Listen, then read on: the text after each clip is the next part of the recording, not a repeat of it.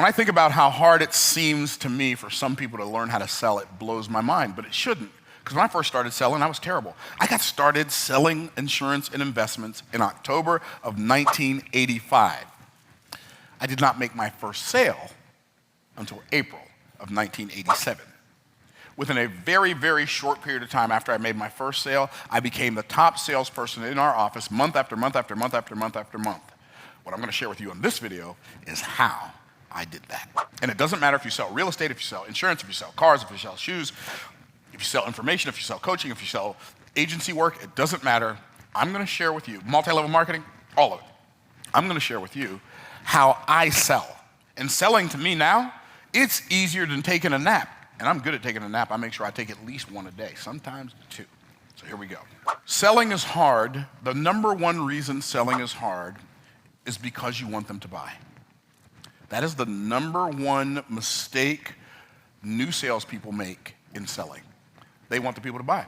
Now, one of the reasons sales is easy for me, I am not vested. I don't pretend I don't care if they don't buy. I actually don't care.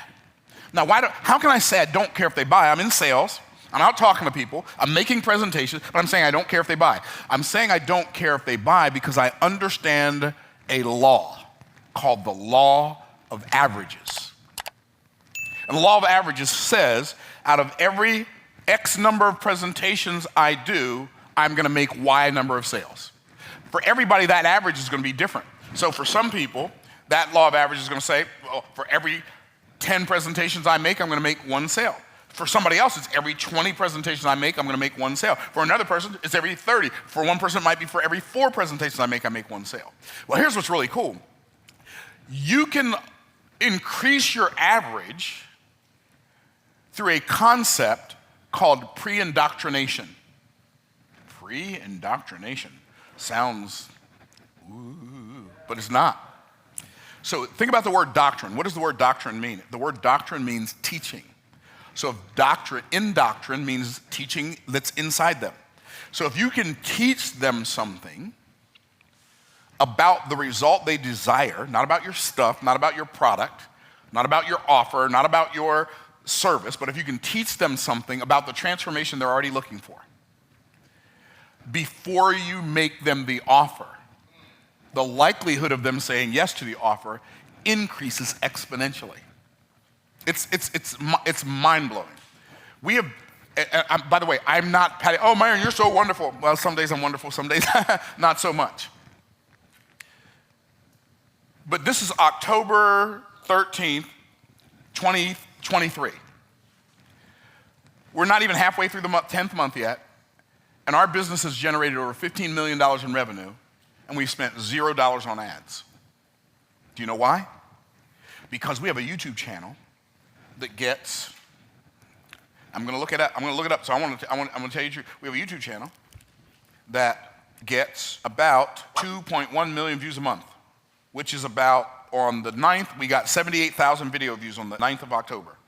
78,000 video views. Now, when I'm talking about pre-indoctrination, what I'm really talking about is you becoming more familiar to the people that you sell to. You're less likely to buy something from a person that you just met than you are somebody you feel like you know. Now, if you know them too well, you're probably not going to buy from them either. Just keeping it real. But you need to feel like you know them enough to believe they're credible, and then know them enough to believe they have your best interest in mind, and you have to believe on some level they are better at getting the result you lack than you are. So, I don't sell stuff on my YouTube channel. And that, like in general, I mean, every now and then we might promote a challenge or something, but I don't generally sell things. I'll probably do 10 to 20 content value-based videos on YouTube for every one time somebody sees me do a promotion. I mean, wrap your minds around that. So there's this research called the Dunbar research where they discovered that a person has to spend 7 hours with you before they feel like they know you, like you, and trust you enough to buy something from you. And see, unfortunately for you, you're trying to sell the person as soon as they meet you. And it's like saying, hi, my name is Myron. Will you marry me? No, bro, I just met you. Are y'all tracking? Now, the day that I met my wife, I went back to my dorm and I told my brother, I met the girl today I'm gonna marry. But if I'd have told the girl that, I'd have had to marry somebody else because it'd have been over before it got started. How many of y'all tracking? Okay, how many hours are there in a day? 24. Or it depends on whose day. Now my indoctrination days are long. How long are they? On the 11th, we had 10,641 hours on the 11th. So my days, my indoctrination days have thousands of hours in them. So people are watching me for thousands of hours. Do you think they feel like they know me? I'm gonna tell you how much they feel like they know me. People I've never met call me Uncle Myron.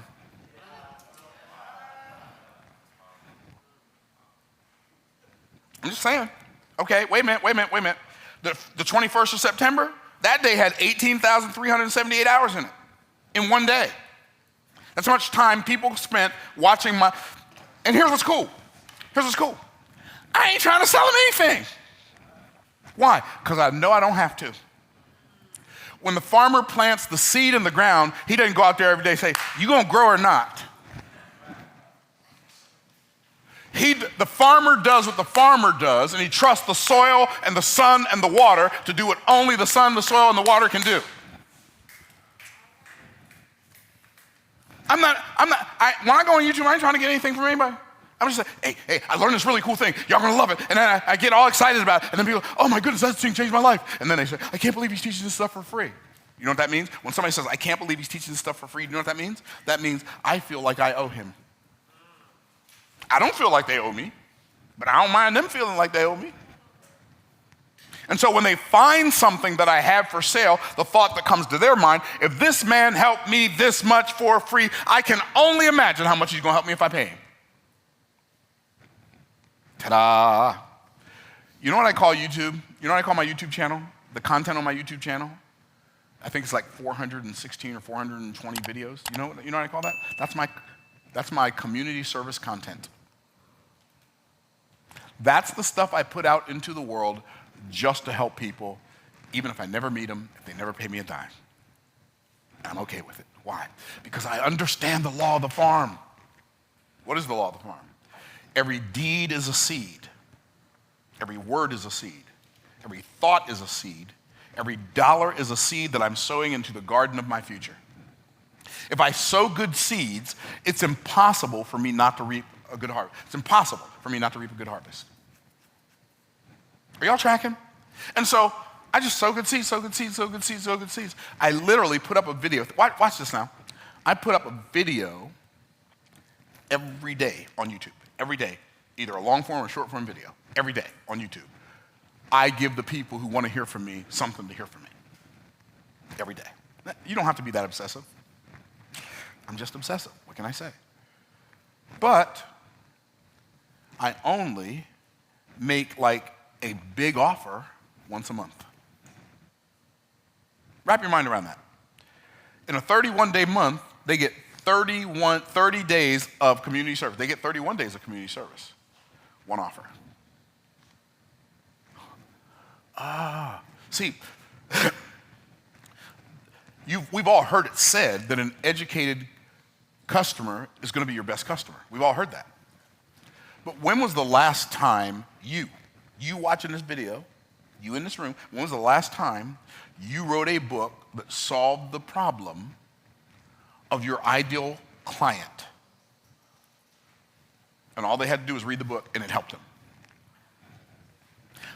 This book right here, I got a guy in Canada, English is his second language. French is his first language. He read this book. He said, Myron, I read the book. I did what was in the book. This is a terrible French accent, I know. Don't judge me. Pray for me. I did what was in the book. I parlez-vous dans my français. Okay, I'm done. I made $800,000 in the last 2 months. I did what was in the book. Guess what else he did? He came and bought my $155,000 inner circle. I didn't have to go knock on his door. I didn't have to ask him. He said, you helped me so much in that book. I want to give you some of this money so you can help me make some more. Are y'all picking up what I'm putting down? See, what I realize, I'm not in a hurry to make a sale. You're in such a hurry to make a sale, you're chasing people away. You know what I do? Put out content. You know what else I do? I wait for them to come looking for me. Here's what I know. See, here's what's amazing. People, they don't really like me enough to buy something because I need to make a sale. So me needing to make one is not going to do anybody any good. It ain't going to do me any good. It ain't going to do them any good. So I might as well just look out for them. And if I look out for them long enough, they're going to come looking for me so they can pay me for some more. Here's what I realized. I realized that there are already in the world right now hundreds, thousands, tens of thousands, hundreds of thousands of people who would love to pay me. Millions of people who would love to pay me if they only knew I existed and had their solution.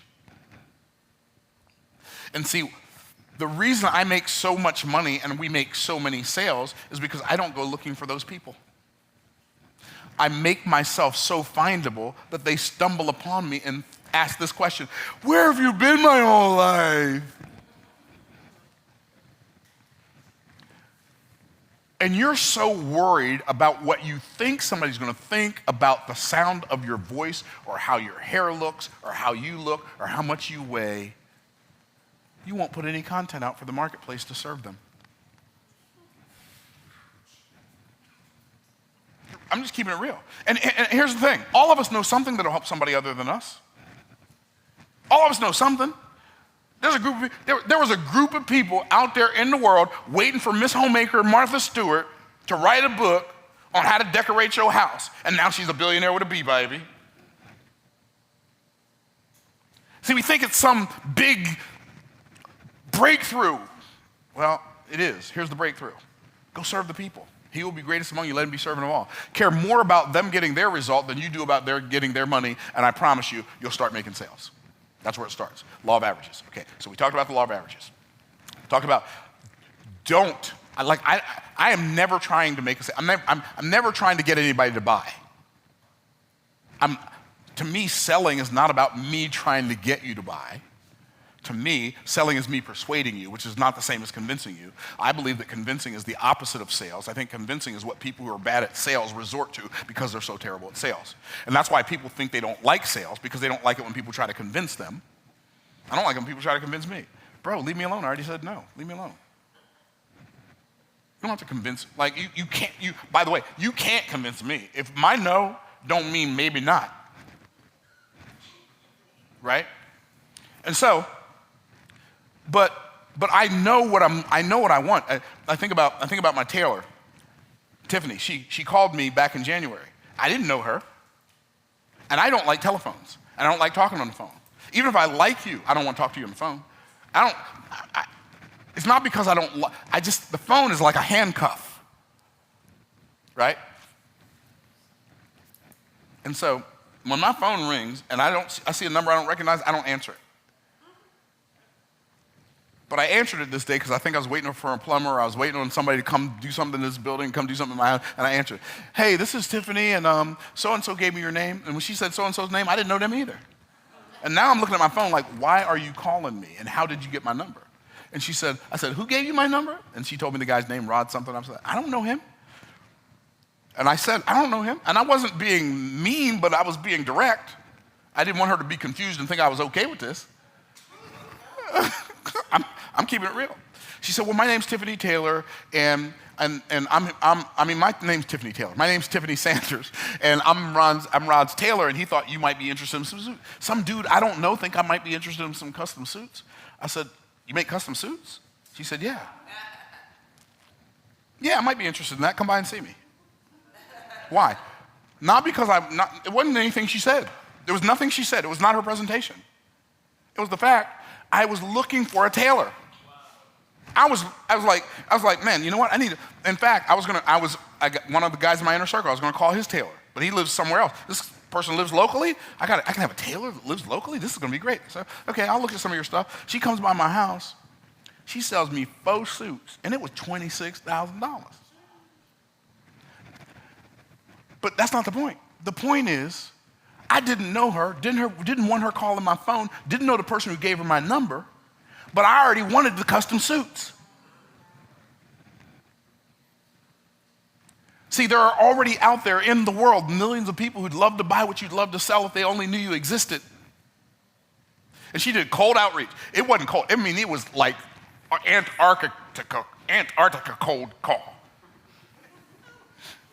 Calling my phone. And I think I bought 15 suits and a tuxedo from her since January. Why? Because I wanted a tailor. I already wanted it. There are people out there who already want what you have. They're already waiting for you to show up so they can buy the stuff that you sell. I'm just keeping it real. She didn't have to do any high pressure clothes. I already wanted a tailor. I'm telling you, there are people who are looking for you right now in your town. Okay, you got that part. So now, let's get to the part where let's do some one-on-one selling. Okay? So, sales requires some intestinal fortitude, but one of the first things you're gonna have to do if you're gonna be, how many of y'all are gonna be committed to getting better at sales? Okay. So here's what you gotta do. First thing you gotta do to get better at sales, get better at buying. Stop having an attitude every time somebody wants to sell you something. Like my attitude with Tiffany wasn't that she wanted to sell me something. My attitude with her was that she called my phone and I don't know you, and you got my number from somebody I don't know, and now I don't know how you got my number, I don't know how they got my number, now everybody gonna be calling me. Right? That's why I had an attitude, right? And so become a better buyer. Become a happy payer. Why? Because everything reproduces after its own kind. You know why the people that pay me are so happy to pay me? Because the people I pay, I'm so happy to pay them. I don't hesitate either. Like fast pay makes fast friends. Y'all tracking? Okay, that's first. Now, my recommendation when it comes to selling and when it comes to coaching, groups are better than one-on-one.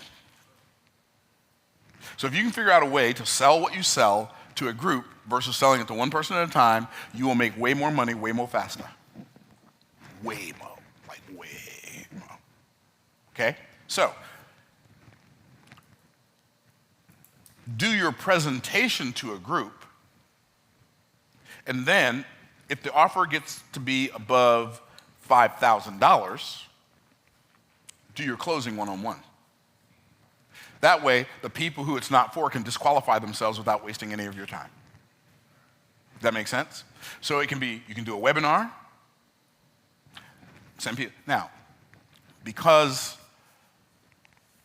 I'm just who I am, like we have our sales guy close one-on-one for our $55,000 offer and above. Everything below that, $25,000, $27,000, $20,000, we don't book calls with those people. We just tell them, go buy it. If you want it, go buy it. If you don't want it, don't go buy it. I'm going to the golf course. I'll see y'all later. Right? That's pretty much my close. Right? But when you get on a booked call, when you're new, if you're selling something for $5,000 or even $2,000, you might want to start booking calls with people just so you can get good at it. So the presentation happens to the group. Maybe it was a webinar. Maybe it was a challenge. Maybe it was a video sales letter. Maybe it was an automated webinar. It doesn't matter. So they see the presentation, then you go on and you ask them. The first question I always ask in sales is, so what did you like best about what you saw in the presentation? And they tell me. Great. What questions, if any, do you have? That's the second question I ask. And they ask a question. Guess what I do when they ask me a question? I answer it. And then guess what the question I ask next? What other questions do you have? They ask me another question. And I answer it. I hope they ask me 15 questions. If they ask me 15 questions, they buy it. If they ask me 7 questions or more and they're qualified, they're buying. Why? Because how do you overcome objections? I don't let questions turn into objections. What is an objection? An objection is a question that you allowed to fester by not answering it in your presentation. I know there'll be people who disagree with me. Okay. All I can say is, do you, boo. But I'm telling you, like, me? I wish I looked like I thought I was going to overcome an objection. Myron, I'm not sure. Why, I'm looking at so-and-so's coaching program and looking at yours. Why should I buy yours? You shouldn't. You should buy theirs. Not with an attitude. Like, literally, you shouldn't. You should buy theirs. Well, don't you want to convince me? No. I already know who I am. And if you don't know, go buy theirs. Yeah, I'm done. I don't have a half an ounce of convince in me anywhere. Anywhere. And so, what other questions do you have? I ask them, what other questions do you have, until they run out of questions. And then finally they say, I don't have any more questions. I say, great. Do you mind if I ask you a few questions? The law of reciprocity says they have to say what? No, I don't mind. Great. What appeals to you the most about what you saw so far? Like building a super successful business and creating generational wealth for your family, or doing that in the next 3 to 5 years, or both? Guess what they always say? Both. Why? It was the last thing I said. They don't want to think about it, so they'll say both. I say, great. If you had an opportunity to start benefiting from both sooner or later, would you choose sooner or would you choose later? I say, would you choose later or would you choose sooner? Would you choose later or would you choose sooner? So I say, if you had an opportunity to start benefiting from both sooner or later, would you choose later or would you choose sooner? So I ask the question, would you choose sooner? But I'm ending with the phrase, choose sooner. And guess what they say? Sooner. Great. How do you spell your first name? That's how I close. They already know the price. They already know all the information. How do you spell your last name? How do you spell your first name? B-O-B. Okay, got it. How do you spell your last name? S-M-I-T-H. I don't care what their name is. How do you spell your first name? How do you spell your last name? Most people pay with Visa. The initial payment is $2,000. Most people pay with Visa, MasterCard, American Express, or Discover. The rest is wired. Which card will you be using to get started today? American Express. Great. What's that number? Like when I'm closing somebody on one of my offers, I don't send them a link and let them pay. I close them on the spot. I'm right there, filling it out myself. You're going to get an email. When you get that email, it's going to give you the wire instructions. You have to wire the balance by XYZ time in order for you to get access to this by that date. Bada bing, bada boom. And you're going to have an onboarding, and the first training is next, blah, blah, blah. And then you're done. I am telling you, that closing sequence, I've closed millions of dollars in sales one-on-one, across the kitchen table. Belly to belly, nose to nose, toes to toes, across the kitchen table. It works. It's not theory. If you will take all of those things into heart and you will do them, you will get better at sales. And stop trying to get people to buy. Just realize some will, some won't. So what? Someone's waiting next.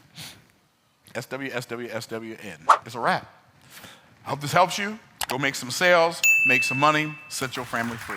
In the meantime, in between time, peace out, Cub Scout.